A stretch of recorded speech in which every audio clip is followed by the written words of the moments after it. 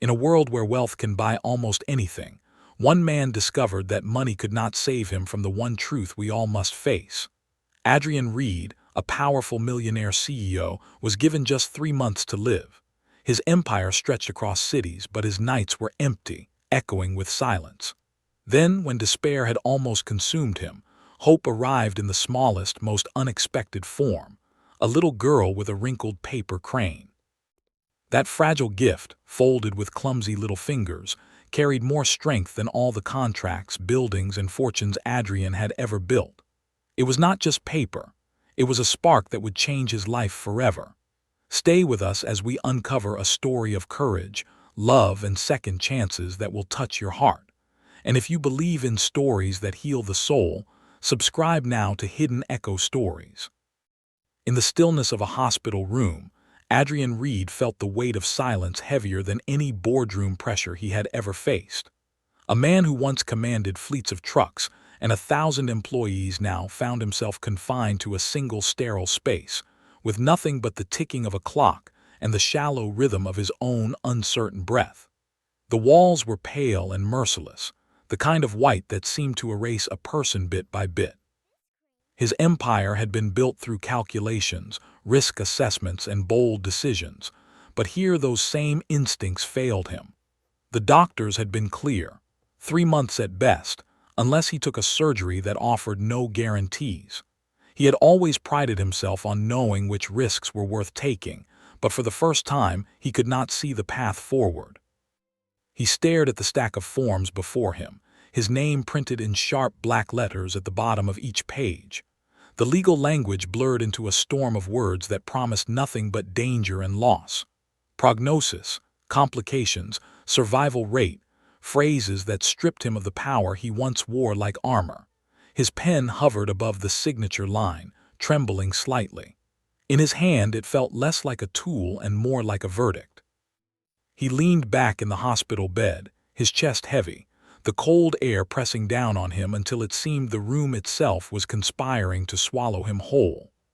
The city beyond the glass, Minneapolis with its bustling streets, lights flickering on the river, felt distant, as if it belonged to someone else's life. Adrian had spent decades turning North Star freight from a single rusted pickup truck into the largest logistics company in the Midwest. He had once believed there was nothing he could not conquer with sheer will. Yet now, with tubes in his veins and sterile sheets tucked too tightly around him, he was powerless. His fortune meant nothing to the body that was failing him. The numbers that had once defined his success now haunted him, decimals and percentages that determined whether he had weeks or days left. He wondered fleetingly if it would be easier to let go, to allow himself to drift into the numbness of sleep and never wake again. The echo of loneliness pressed harder than the illness itself. His penthouse was filled with fine art, glass, and stone, but no one waited there for him.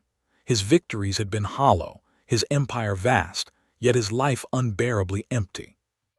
Then, as if the universe refused to let him disappear without one final test, a sound stirred him. Light footsteps shuffled across the linoleum hall outside his room, hesitant but determined. He thought at first it might be a nurse, or worse, that he was imagining things. But the sound stopped at his door. A tiny hand slipped into view, placing something on the tray beside his untouched dinner. Adrian blinked, confused. It was a small paper crane, wrinkled, creased, clearly folded with effort rather than skill. For a moment he thought his medication was making him hallucinate, but then he saw her. A little girl no more than 7 stood in the doorway. Her hair was pulled back into a messy ponytail, her cheeks smudged as if she had just rubbed away tears.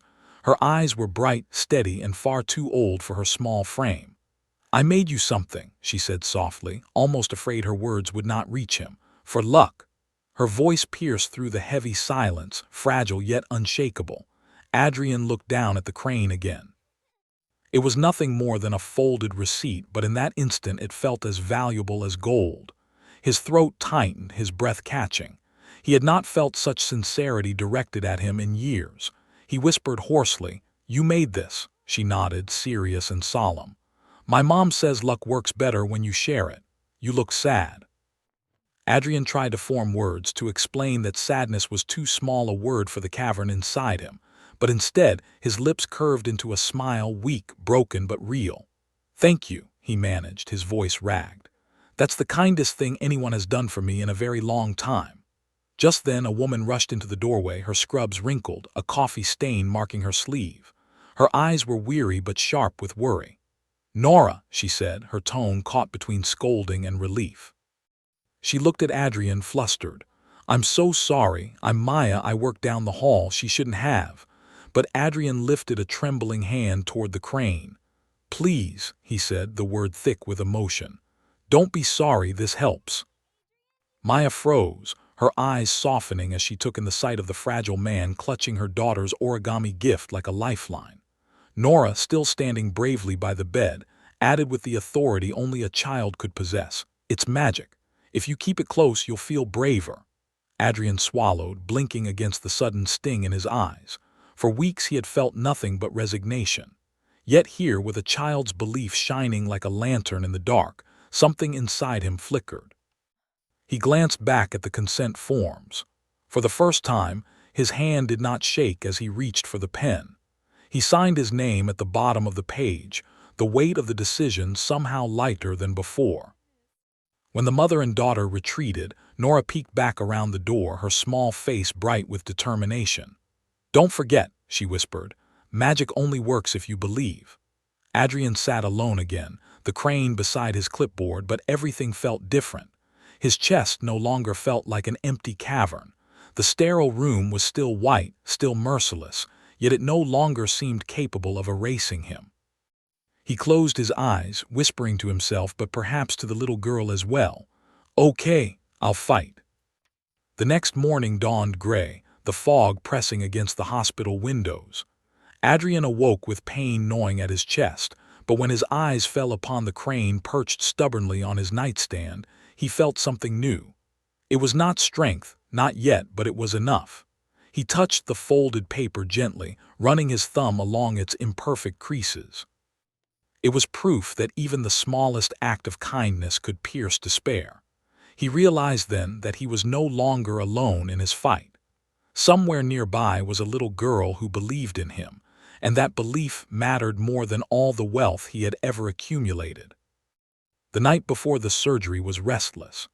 Adrian drifted in and out of shallow dreams, the paper crane resting beside his hand like a silent sentinel. Each time he woke, his eyes found it first, and each time he felt a flicker of courage he could not quite explain. The hospital was alive with muted sounds, nurses' shoes squeaking on the polished floor, the distant rattle of food trays, the soft murmur of voices carried down sterile hallways. Yet in his small room, there was a fragile warmth that had not existed before. He was no longer entirely swallowed by silence. Someone had reminded him that he was worth reaching for. When dawn arrived, pale light seeped through the curtains and the reality of what lay ahead pressed down on him. The surgery was risky, the odds grim, and the burden of uncertainty heavy. But when Nora appeared at his door once more, her hair tangled from sleep, clutching a sheet of sunflower stickers, Adrian felt the crushing weight lift, if only a little. She marched toward his bed with the seriousness of a diplomat and carefully pressed a bright yellow sticker onto his IV pole. "Sunflowers make rooms happy," she declared. Adrian let out a laugh that surprised even him, rough at first but genuine. "They do," he said softly, "and so do you." Her mother followed, apologizing again, though Adrian could see in her tired eyes that she understood how much this small act mattered. For weeks, doctors had spoken to him with measured professionalism, their words sharpened by statistics and risk assessments. Maya and Nora, however, gave him something else entirely. They gave him presence, kindness, and the reminder that he was more than just a diagnosis. Adrian had faced countless negotiations in his life, but this was the first time he realized that survival could be influenced not only by medical expertise, but by the strength of human connection.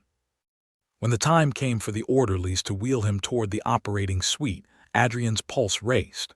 The hallway seemed endless, every fluorescent light buzzing overhead like a reminder of the stakes. He gripped the paper crane in his palm so tightly that its folds pressed into his skin. Maya walked on one side of the gurney, Nora on the other, her small hand brushing against his. Just before the surgical doors swung shut, Maya leaned close and whispered, "We will be here when you wake." Adrian held onto those words like a lifeline, as the cold brightness of the surgical lights filled his vision. The hours stretched unbearably for those left waiting. Maya sat in the family lounge, exhaustion etched into every line of her face, yet she refused to leave. Nora lined up her collection of paper cranes along the armrest of her chair, whispering small wishes to each one as if sending prayers into the sterile air. Jasper Lynn, Adrian's longtime legal counsel, arrived expecting to sit alone, but instead he found himself drawn into this quiet vigil. The image of Maya reading softly to Nora, her hand resting gently on her daughter's hair, unsettled him in a way he could not describe.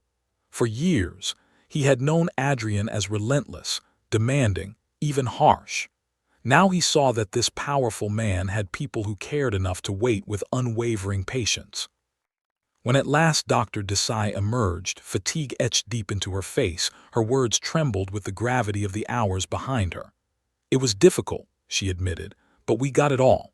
He has a real chance." Relief washed through the room like a tidal wave. Maya sat down heavily, trembling, while Nora jumped up, her little voice ringing with triumph. Even Jasper let out a long breath he had not realized he had been holding. In that moment, the sterile hospital lounge was transformed into a place of hope. When Adrian opened his eyes in recovery, the first thing he saw was not the stark white ceiling but the sunflower sticker still clinging to his IV pole. Maya and Nora were at his bedside, their faces weary but alight with relief. He tried to speak, but his voice cracked into a whisper. "You are here." Maya reached for his hand and squeezed. "We said we would be." Nora leaned closer, grinning with gap-toothed pride. "See, the magic worked." Adrian closed his eyes again, tears stinging, overwhelmed not just by survival but by the sheer grace of not being alone. Recovery, however, was not gentle. It was grueling, humbling, filled with moments that tested every ounce of pride he had left. Physical therapy began almost immediately, and Adrian discovered that his body was no longer an ally but an unpredictable stranger. His muscles trembled with the simplest movements. Crossing a room felt as daunting as crossing an ocean. He stumbled, fell, and cursed his own weakness. Each failure scraped raw against the image of the man he had once been, the commanding CEO, the relentless force. For a moment, he wanted to surrender, to retreat into bitterness. But then Nora appeared again, standing by the parallel bars where he struggled to keep his balance. She placed her small hand on his arm and said with unwavering certainty, "Paper cranes do not fly straight either." The simplicity of her words cracked something open inside him. He laughed, a sound that startled him, and the heaviness inside him shifted just enough for him to try again. When he finally reached the end of the bars, Maya and Nora clapped softly, their smiles brighter than any trophy he had ever received. The therapist winked knowingly. Adrian realized in that moment that healing was not about perfection. It was about persistence, about the people who refused to let you give up. As days passed, Maya became a steady presence. She arrived with her coffee cup in hand, her exhaustion hidden behind quiet strength. Adrian noticed the shadows under her eyes, the way she juggled shifts at the hospital and long hours at a cafe to keep food on the table. She carried the weight of her world with grace, and he began to admire her resilience. He offered to pay her for her time, but she shook her head. "We are not a transaction, Adrian. We are just people helping each other." Her words struck deeper than any financial lesson he had ever learned. So he found quiet ways to ease her burdens, groceries that appeared anonymously at her door, childcare credits arranged through the hospital fund. Never grand gestures, only small acts that respected her pride while acknowledging her struggle. In those moments, Adrian felt a transformation taking root. He had once led with power, demanding loyalty through authority. Now he was learning that true strength came from humility, from showing up for others not as a savior but as a companion. Maya's quiet resilience, Nora's innocent wisdom, even Jasper's unexpected loyalty. They were teaching him what it meant to live not just for himself, but for the connections that bound people together. It was a lesson no fortune could ever buy, yet it was the most valuable he had ever received. The weeks following Adrian's surgery unfolded like a fragile dance between exhaustion and renewal. Each morning brought with it a mixture of dread and determination, the kind of duality that only someone clinging to life could understand. His body betrayed him in countless small ways: muscles that refused to cooperate, nerves that tingled or went numb, hands that trembled when they once commanded boardrooms with unflinching authority. Yet within the weakness, he discovered a rhythm that did not belong to power or wealth but to something quieter and more enduring: the persistence of love and the strength of belonging. Nora became a constant spark in his days. She never treated him as fragile or broken. Instead, she saw him as someone who simply needed more cranes, more belief, more sunflowers to brighten the corners of his world. When he faltered during therapy, she would march up with her tiny shoulders squared and remind him that magic only works if you believe together. And strangely, her conviction seeped into him, giving him courage to push forward when his own will began to waver. Each time he stumbled, she was there with her stickers, her laughter, or her small hand slipping into his, grounding him in ways machines and medicine never could. Maya, too, became an anchor. She moved through each day carrying burdens that would have crushed most people, yet she carried them with grace. Adrian learned about the nights she worked doubles at the cafe, the mornings she hurried between hospital shifts and childcare, the endless bills that hovered like storm clouds above her head. She never complained, but he saw the shadows beneath her eyes and the exhaustion she hid behind gentle smiles. What struck him most was her refusal to let him repay her. "We are not a transaction," she told him firmly when he offered money. "We are people who help each other. That is enough." In those words, Adrian recognized a truth he had long forgotten. His empire had been built on contracts and negotiations, but the most profound bonds were those that asked for nothing but presence. Quietly, he began to find ways to give without taking her dignity. Groceries delivered in plain paper bags, hospital funds rerouted to cover Nora's medications, child care credits arranged without his name attached. It was not charity but a silent acknowledgement of the invisible battles she fought every day. For Adrian, these gestures were more transformative than any business triumph. They were not about control but about care, and in learning to give differently, he felt himself becoming someone new. But life beyond the hospital walls was far from forgiving. North Star Freight, the company he had poured decades into, was under threat. Victoria Kane, sharp-eyed and relentless, gathered support among the board to invoke the incapacity clause and push for a sale.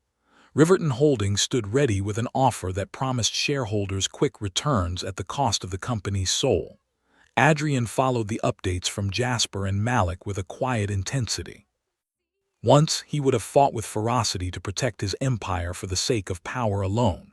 Now, the stakes felt entirely different. It was not about numbers anymore. It was about people, drivers who depended on steady schedules, dispatchers balancing work with caring for sick children, warehouse workers whose families relied on every paycheck. Adrian understood now that the worth of North Star was not measured in quarterly reports, but in the lives it carried through storms. The day of the board meeting arrived heavy with rain. Adrian dressed in a suit that hung a little looser than before, his body still regaining its strength. In his pocket he carried a freshly folded paper crane, bright blue and sharp-edged, a gift from Nora for when you forget you are brave. Maya pressed her hand to his chest before he left, her touch lingering. "You are not alone," she whispered. He nodded, drawing strength from the simple truth of those words. The boardroom was a battlefield of glass and polished wood. Victoria opened with her usual precision, citing fiduciary responsibility and the inevitability of Riverton's offer. Around the table, directors shifted uneasily, caught between loyalty and profit.